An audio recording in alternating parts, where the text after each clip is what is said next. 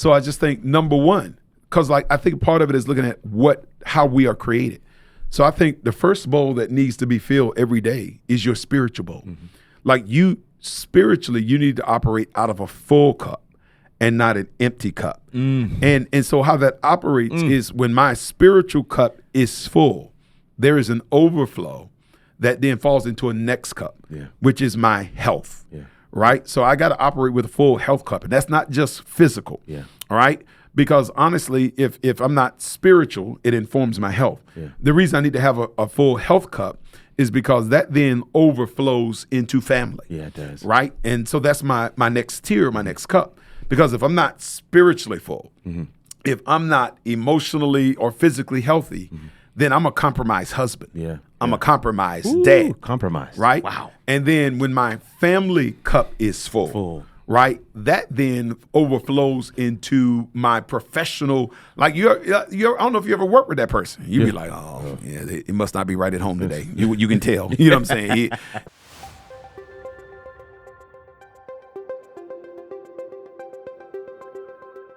Life can be fast-paced, strenuous, and flat-out overwhelming. Life transitions and taboo topics can make it hard to catch your breath. Welcome to Breathe, a podcast that enables you to slow down, get your bearings, and engage in real conversations where no topic is off limits. Breathe is presented by Breath of Life, hosted by David Person and speaker-director Pastor Debleaire Snell. Welcome to Breathe. I'm David Person, and you know who these gentlemen are. Pastor Snell. Hey, yes, sir. Pastor Nugent. Indeed, all right. We are deep into this leap year, 2025, where we are trying to see exponential growth spiritually and on various other levels in our lives. You know, you're following the Leap Year series that's going on at the Oakwood University Church. Yeah. This is a great way to supplement that, this podcast, this journey that we're on with this podcast. And now here we are, the last Monday in January. Talking about focus. Focus, making a focus leap. A focus leap. A leap in focus. So let's define it. Focus, what does that mean? I just think, man, it is centering my concentration on the most important thing at the most important time. And so it's not, when we talk about focus, we're not talking about just being so tunnel vision on this one thing that you do it to the detriment of health and family and wellness and all those things. I think that's the world's definition of focus. Right. So like, man, I'm going to focus on this financial or professional thing, and I'm going to let everything else kind of remain in ruin. But it's about kind of settling my concentration on the most critical thing in its season or in its most critical time. So a big part of, focus is understanding seasons, understanding timing, and knowing what the priority should be. No, I like that. Yeah, focus, being able to have focus isn't something that you just kind of pray for or wish for or hope for. It is a principle and a practice that can be learned, that can be cultivated. You can create a space for focus as well. You can actually create times of focus on your calendar where you are focused on particular things. One of the things I do in coaching, I ask my coaching clients to show me their calendar. In Zoom, we'll actually have them share their screen. Sure. And let's take a look at the calendar. And a lot of times when we look at the calendar, I see nothing there. I'm like, I thought you were going to be working on this week. We're going to be creating this week. You're supposed to be doing some of these things. You've talked about wanting to make some changes and some, to use the term, leap in some of these areas. How is it not on your calendar? If it's not on the calendar, at least for me, it's not actually a priority. That you're actually hoping that it'll happen, but you actually haven't placed time and space for it to happen. Even if you don't get it done in that time frame, at least having it there on the calendar creates a space for you to be able to focus on it. And I think there's something to be said for having those times where you're able to focus on different things. And so focus itself is the ability to expend your energy and your innovation, your ingenuity on a particular thing. And I like that because I talked about concentration, but I was going to echo that idea. I'm giving energy to things that matter. Yeah. And moving it from an incomplete space to a completed task or, an assignment that has, been fulfilled in season. Moving the ball down the field, as they say. I mean, because if one of your areas of focus is being a better father, then having time to focus on what does that mean for you? Then maybe that means I need to go and sit with David and learn from him, because he's a few steps ahead of me on this journey, because that's my time to focus on. That's how I'm investing in becoming a better father. And I'm just using that as an example. Yeah. But if you have areas that you want to focus on, you allocate the time, and then you have to allocate the activity. Yeah. And the reason I'm glad you brought up things like being a better father, so we talk about how we want to be a better husband, a better wife, a better father. I want to, do better with my health. I want to have a financial leap. All these things. Yeah. I think why the conversation on focus is so critical is, I was going to say nothing, because I don't know if that's true, but I just think there are very few things that get better by accident. Or just automatically round into form. Right. I just think that most things that will be a blessing to you, things that are fruitful, they require attention. They require energy. They require focus. And so when I look at the things that are growing and prospering in my life and my world, those are the things that are getting focus. And the things that are wilting, the things that are drained, the things that are empty, things that are not fruitful. That's it. Those are the things that are not receiving focus. And so, if, professionally, you just on the come up. You're leveling up, as they say. Yeah. But your home, and I don't mean the physical structure is in ruins. Yeah. It's because it's not getting focus. All right? Financially I'm booming, but in my health, I'm just, this temple is being torn down. It's because it's just not getting focus. You see what I'm saying? And so I think a big part of it is, as you're looking and assessing, you can see in many ways what's getting focus and what's lacking focus by what's prospering and what's not. That's not absolute and 100%, but I think there's a lot of truth if you were to do some assessment. So we're talking about the importance of focus and what focus can do. What do you think makes being focused and maintaining it the most challenging? So I think honestly, I'm reading a good book. It's called Leading in a Distracted World. I just think, we are such a distracted people. I just think just from the moment you pick up you that wake device. up, there just are 1,000 things that assail your focus, from what's on television to the news to your daily responsibilities to, just, I ain't gonna lie. I mean, for this generation, probably you can lose 7 to 10 critical moments by just clicking on Facebook or Instagram and just scrolling. I mean, and these are not unimpactful moments. These are critical. That's that 7 to 10 critical minutes you've been needing to be able to spend in prayer, or to have a critical, necessary conversation with your kids, or that 20 minutes that you need to kind of spend walking around the block. You see what I'm saying? So I just think, number one, there's just a variety of distractions that are meaningless. But I do think that the inability to say, okay, these are 3 to 4 critical priorities that have to be addressed today. And the reason I'm saying that is because I don't think every distraction is evil. Right. Sometimes you can get distracted by something that's good. That's true. It's just not essential. It's not essential. It's just not the thing. Yeah. So you can get distracted cleaning your house. You can get distracted washing your car. You know what I'm saying? You can get distracted paying bills, but if it's not the day for that, if it's not the season for that, it just actually becomes one of those cluttering things. You know what I'm saying? That actually keeps you from the critical thing. John Maxwell, he just kind of talks about really in the course of any given day, because we have this idea of this person that has just checklist of like 37 things, and they go through and they check off 37 things and they get it all done. That's really not how most fruitful people operate. It's kind of identifying, those 3 to 5 things that are critical to one, your personal spiritual wellness, your professional outlook,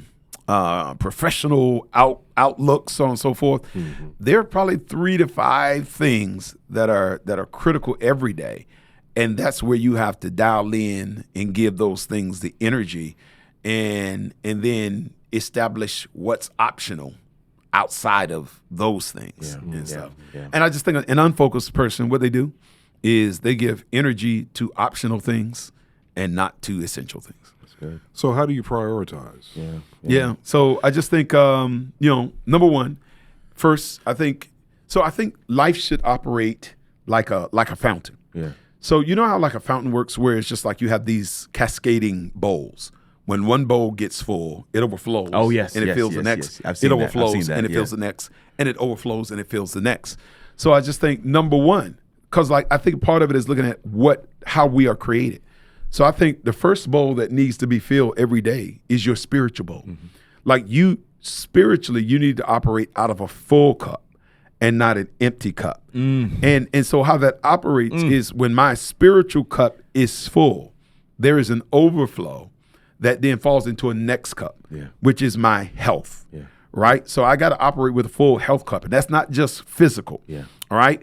Because honestly, if I'm not spiritual, it informs my health. Yeah. The reason I need to have a full health cup is because that then overflows into family. Yeah, it does. Right? And so that's my next tier, my next cup. Because if I'm not spiritually full, if I'm not emotionally or physically healthy, then I'm a compromised husband. Yeah. I'm a compromised dad. Compromised. Right? Wow. And then when my family cup is full. Right, that then overflows into my professional. Like I don't know if you ever worked with that person. You'd be like, oh yeah, it must not be right at home today. You can tell. You know what I'm saying?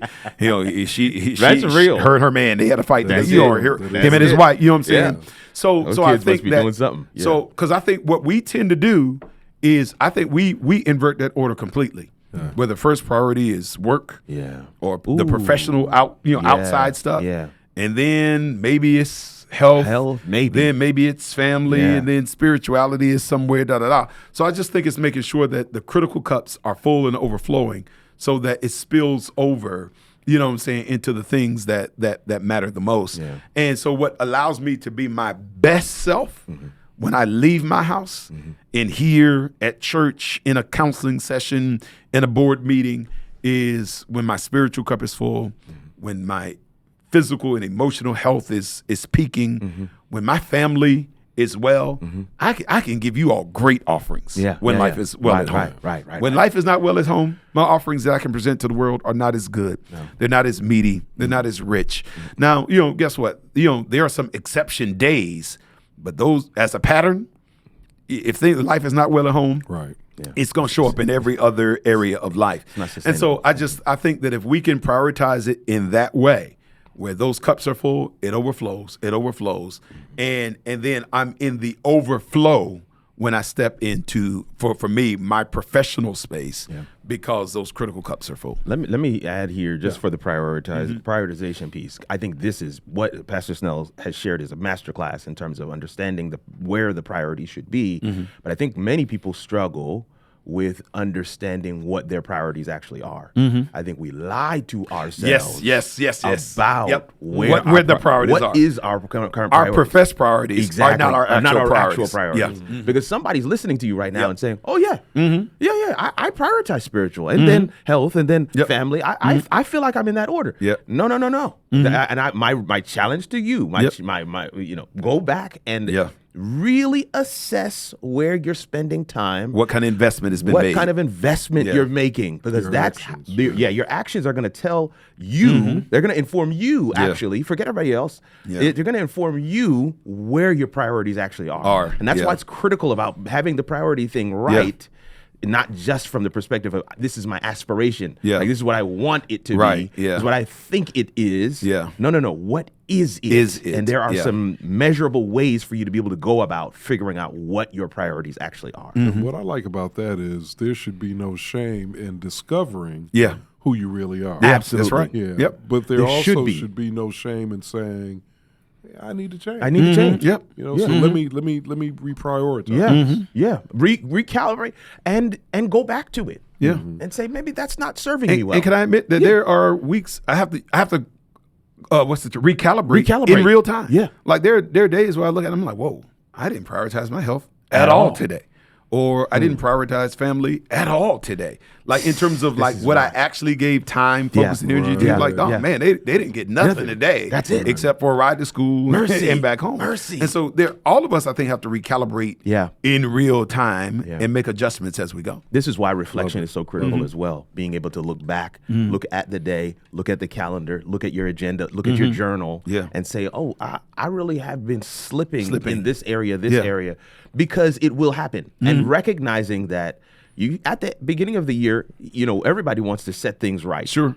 Get into a rhythm. Right. But can you set things right in February and June and August? Can you set things right again? Yeah. Because those are the times where you need to recalibrate to get things back into where you're focused. Yeah, that's a good word. And I think the leap in focus isn't so much that I'm creating a formula, you know, as a child of the 90s, you had these cheat codes, the up, down, left, right, A, B, start. But it's not just creating the formula, it's actually going back and recalibrating to make sure that I am actually focused on what I need to be focused on. Yeah, especially as you're trying to create a habit, right? Yep. Exactly. Yeah, and to build a new pattern of living. Absolutely. Any final thoughts, Pastor? Yeah.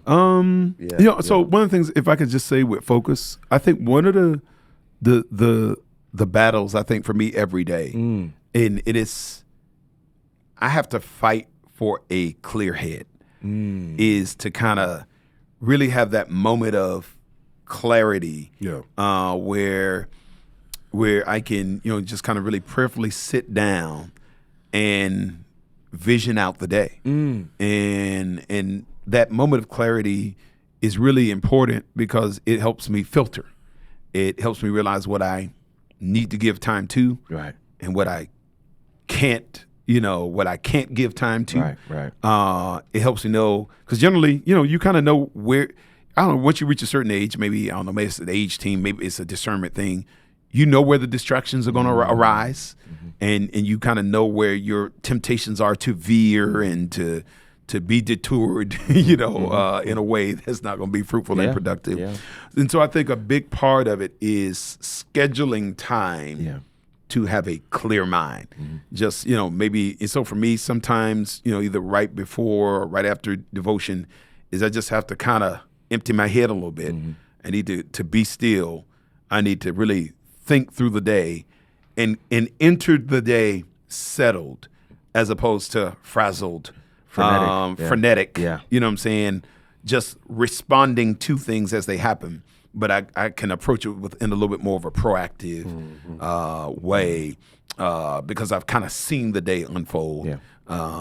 And even as you see the day unfold, there are detours, there are unforeseens, there are unknowns. Yeah. Right. But you approach the day in a gathered fashion, I guess is the best way I can say. I love it. Well, I would just add there in terms of focus, it may be a bit of a confession.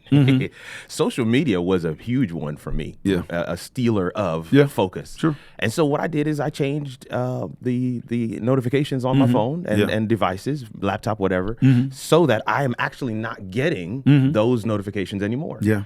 Now, I do, as a social media person, right? This is what is quite literally my job. But I do have times in the day where I will go on social media to engage for a particular amount of time. But when I come back off, I'm done. And I can focus on whatever is next. I can be present in the moment.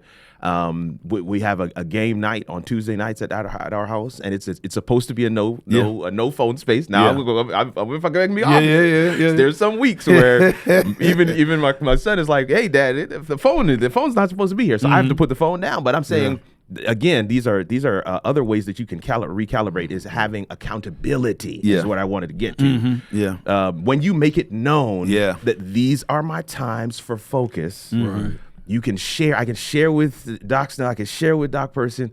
These are my times for focus, so that when you see me doing something different, you can even say, "Hey, I thought you were going to be doing this then." Yeah. And it's a gentle nudge, but it's a nudge nonetheless, and it can help you to recalibrate and get back into your lane, so you can focus in. Listen, so last year our theme was Excuseless. That's right. That's right. One of the things I set out to do was to minimize, not minimize, but kind of shrink the device time. There's a setting on your phone that tells you how much time you spend on the device in a week.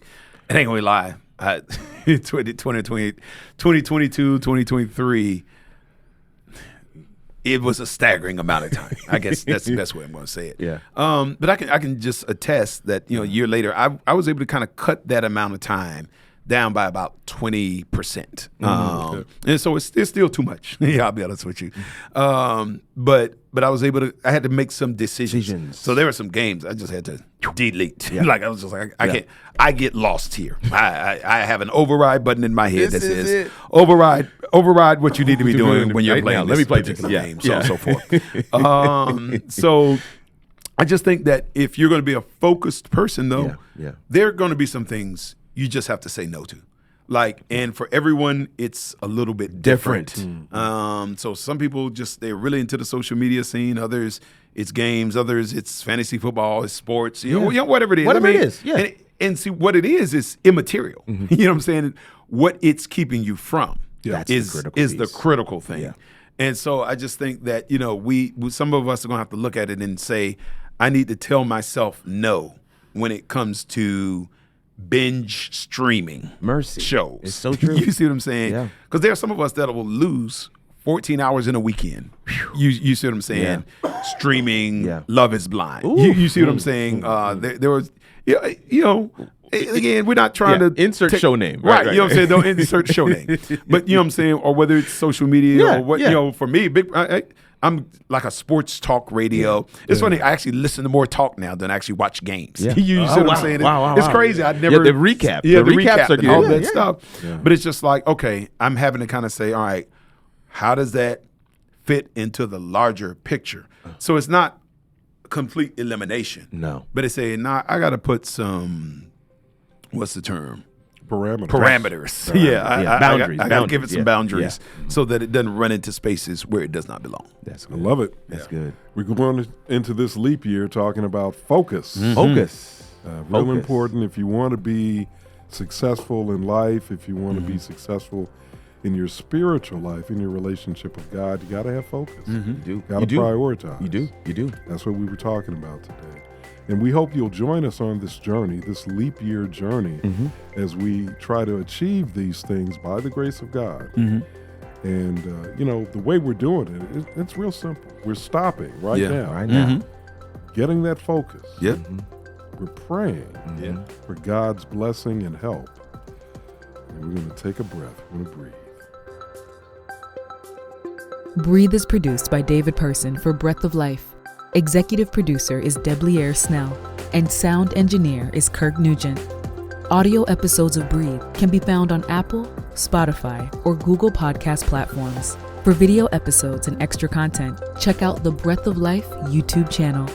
Breath of Life is faith-based content, resources, and programs from a contemporary urban perspective for those looking for hope and guidance. We believe that every breath we take is a testimony that God is consistent, that He loves us, and has a plan for our lives.